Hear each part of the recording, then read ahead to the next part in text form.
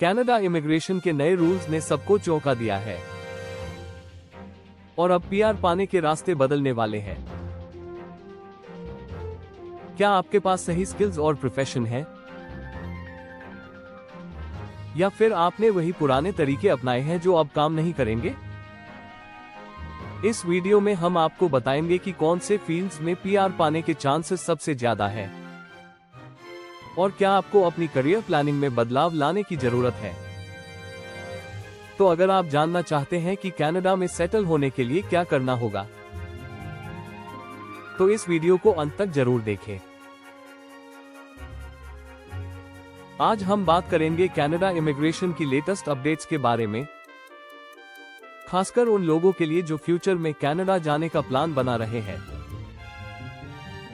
तो दोस्तों, Canada immigration को लेकर एक बहुत बड़ी स्टेटमेंट आई है और यह स्टेटमेंट कनाडा के प्राइम मिनिस्टर जस्टिन ट्रूडो की तरफ से नहीं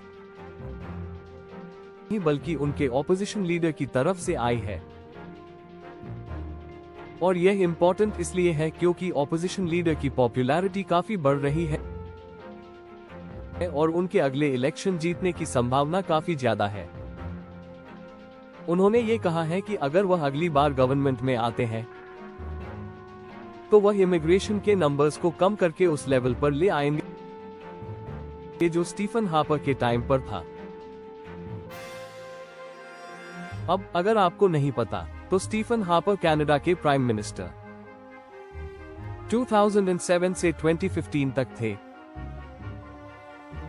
और उस टाइम इमिग्रेशन का टारगेट 2 से 3 लाख के बीच हुआ करता था, जबकि अभी ट्रूडो गवर्नमेंट का इमिग्रेशन टारगेट 5 लाख के आसपास है। इसका मतलब साफ है कि अगर ऑपोजिशन लीडर की गवर्नमेंट आती है तो आने वाले ईयर्स में कनाडा में इमिग्रेशन अपॉर्चुनिटीज पर काफी असर पड़ सकता है। अब ये स्टेटमेंट बहुत सारे इमिग्रेंट्स के लिए वरिंग हो सकता है, खासकर उन लोगों के लिए जो एक्सप्रेस एंट्री, पीएनपी या अन्य वर्क और स्टडी वीजा कैटेगरीज के थ्रू कनाडा जाने की प्लानिंग कर रहे हैं। अगर यह पॉलिसी इंप्लीमेंट होती है तो न सिर्फ पीआर इन्विटेशंस की संख्या कम होगी, बल्कि प्रोसेसिंग टाइम, एलिजिबिलिटी क्राइटेरिया और सिलेक्शन प्रोसेस में भी बदलाव देखने को मिल सकते हैं। इसके अलावा कनाडा की इकोनॉमी और जॉब मार्केट पर भी इसका डायरेक्ट इंपैक्ट पड़ सकता है, क्योंकि अभी के हाई इमिग्रेशन लेवल्स के कारण बहुत सारे सेक्टर्स में स्किल्ड वर्कर्स की डिमांड पूरी हो रही है। अगर न्यू गवर्नमेंट इन नंबर्स को कम करती है तो एम्प्लॉयर्स को भी वर्कर्स लाने में दिक्कत हो सकती है। हालांकि ये सब अभी सिर्फ एक पॉलिटिकल स्टेटमेंट है और ऑफिशियल पॉलिसी चेंज नहीं हुआ है, लेकिन ये क्लियर है कि अगले कुछ सालों में कनाडा इमिग्रेशन सिस्टम में बड़े बदलाव देखने को मिल सकते हैं। इसलिए अगर आप कनाडा मूव करने की सोच रहे हैं तो यह सही टाइम हो सकता है अपनी एप्लीकेशन जल्दी से जल्दी फाइल करने का, ताकि किसी भी पॉसिबल पॉलिसी चेंज से पहले आपका प्रोसेस कंप्लीट हो जाए। स्टे अपडेटेड और इमिग्रेशन से जुड़ी हर इंपॉर्टेंट खबर के लिए हमारे साथ बने रहें। तो इसका सीधा मतलब यह है कि इमिग्रेशन को लगभग आधा कर दिया जाएगा। अब बात यह आती है कि इसमें कौन कौन सी कैटेगरी इफेक्ट होगी। अभी तक उन्होंने कोई स्पेसिफिक प्लान डिस्क्लोज नहीं किया है क्योंकि वह गवर्नमेंट में नहीं है, लेकिन यह क्लियर है कि इमिग्रेशन को टारगेट किया जाएगा। इसका मतलब यह हो सकता है कि एक्सप्रेस एंट्री और पीएनपी जैसे पॉपुलर इमिग्रेशन पाथवेज पर रेस्ट्रिक्शंस देखने को मिले, जिससे स्किल्ड वर्कर्स के लिए कनाडा आना थोड़ा मुश्किल हो सकता है। लेकिन दूसरी तरफ कनाडा गवर्नमेंट कुछ नए सिस्टम्स भी डेवलप कर रही है जिससे कुछ कैटेगरी में पीआर को आसान बनाया जा सके। इसका मतलब यह है कि कुछ सेक्टर्स में अपॉर्चुनिटीज बनी रहेंगी, खासकर उन फील्ड्स में जहां वर्कर्स की ज्यादा जरूरत है। सबसे पहले केयर वर्कर के लिए पीआर प्रोसेस को आसान किया गया है। अगर आप हेल्थ केयर सेक्टर में काम कर रहे हैं, जैसे कि नर्स, पर्सनल सपोर्ट वर्कर या होम केयर प्रोवाइडर, तो आपके लिए पीआर की अपॉर्चुनिटी बढ़ रही है, क्योंकि कनाडा में हेल्थ केयर प्रोफेशनल्स की काफी डिमांड है।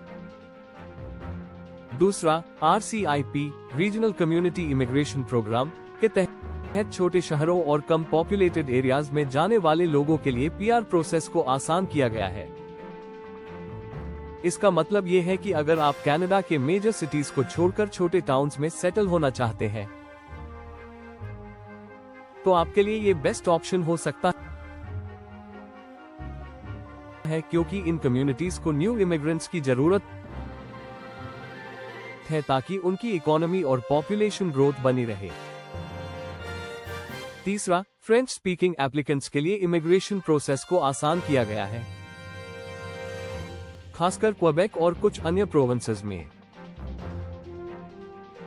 जहां फ्रेंच स्पीकिंग पॉपुलेशन को बढ़ावा दिया जा रहा है।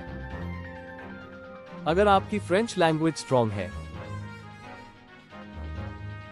तो आपके लिए पीआर का रास्ता पहले से आसान हो सकता है। तो कुल मिलाकर, अगर आप सही कैटेगरी में आते हैं, तो आपके पीआर चांसेस अब भी स्ट्रॉन्ग है। लेकिन अगर आप जनरल स्किल्ड वर्कर कैटेगरी में अप्लाई करने की सोच रहे हैं, तो यह सही समय है एक्शन लेने का, क्योंकि फ्यूचर में अपॉर्चुनिटीज सीमित हो सकती है। कनाडा इमिग्रेशन में जो भी चेंजेस होंगे, उनकी लेटेस्ट अपडेट्स के लिए हमारे साथ बने रहें। अब बात करते हैं कि कौन कौन सी फील्ड्स में पीआर के लिए ज्यादा चांसेस है। अगर आप हेल्थ केयर, इंजीनियरिंग या सोशल सर्विसेज जैसी हाई डिमांड फील्ड्स में हैं, तो आपके कनाडा में सेटल होने के चांसेस काफी ब्राइट है। सबसे पहले हेल्थ केयर सेक्टर की बात करें तो केयर वर्कर्स, नर्सेस, फार्मासिस्ट्स और फिजियोथेरेपिस्ट्स की कनाडा में भारी डिमांड है, क्योंकि एजिंग पॉपुलेशन और हेल्थ केयर सर्विसेज की जरूरत लगातार बढ़ रही है। अगर आप इस फील्ड में एक्सपीरियंस रखते हैं या स्टडी कर रहे हैं, तो आपके लिए पीआर अपॉर्चुनिटीज काफी स्ट्रॉन्ग है। दूसरा, AI सेक्टर्स तेजी से ग्रो कर रहे हैं और कनाडा को स्किल्ड प्रोफेशनल्स की जरूरत है। Software engineers, data analysts, cyber security experts और AI स्पेशलिस्ट्स के लिए जॉब मार्केट काफी फेवरेबल है, जिससे पीआर का रास्ता आसान हो सकता है। तीसरा, मैकेनिकल एंड इलेक्ट्रिकल इंजीनियरिंग की फील्ड्स में भी स्किल्ड वर्कर्स की डिमांड बनी हुई है, क्योंकि इंफ्रास्ट्रक्चर डेवलपमेंट और टेक्नोलॉजी अपग्रेडेशन के कारण कनाडा में इंजीनियर्स की जरूरत लगातार बनी रहती है। चौथा, अर्ली चाइल्डहुड एजुकेशन, साइकोलॉजी और सोशल वर्क जैसे फील्ड्स में भी स्किल्ड प्रोफेशनल्स की काफी जरूरत है, क्योंकि कनाडा में चाइल्ड केयर और मेंटल हेल्थ सर्विसेज को प्रमोट किया जा रहा है। अगर आप इनमें से किसी भी फील्ड से बिलोंग करते हैं, तो पीआर के लिए आपके चांसेस काफी ज्यादा हैं। अब एक और बहुत जरूरी बात, अगर आप स्टूडेंट हैं और कनाडा में स्टडी करने जा रहे हैं, तो आपको कोर्स सिलेक्शन बहुत ध्यान से करना होगा। गलत कोर्स सिलेक्ट करने का मतलब है कि आपका पीआर चांस बहुत कम हो जाएगा। कई बार स्टूडेंट्स ऐसे कोर्सेज चुन लेते हैं जिनका कनाडा के जॉब मार्केट में कोई स्कोप नहीं होता, और जब स्टडी पूरी होती है, तो उन्हें पीआर के लिए कोई प्रॉपर पाथवे नहीं मिलता। अगर आपका गोल पीआर हासिल करना है, तो आपको ऐसे कोर्सेज चुनने चाहिए जो कनाडा के इन डिमांड ऑक्यूपेशन से जुड़े हों, जैसे कि हेल्थ केयर, इंजीनियरिंग और social services. Temporary student visa लेकर आने और फिर पीआर पाथवे न मिलने की प्रॉब्लम से बचने के लिए पहले से सही प्लानिंग करना बहुत जरूरी है। इसलिए स्टडी वीजा अप्लाई करने से पहले कोर्स सिलेक्शन पर अच्छी तरह रिसर्च करें और इमिग्रेशन पॉलिसीज को ध्यान में रखें। कनाडा इमिग्रेशन की हर इंपॉर्टेंट अपडेट के लिए हमारे साथ जुड़े रहें। Truck driver, taxi driver, waiter, इन सब चीजों से आगे बढ़कर सोचने की जरूरत है। अगर आप पंजाब या हरियाणा से हैं और सोच रहे हैं कि कनाडा जाकर ट्रकिंग या टैक्सी ड्राइविंग कर लेंगे और पीआर आसानी से मिल जाएगी, तो ये सोचना अब छोड़ दीजिए।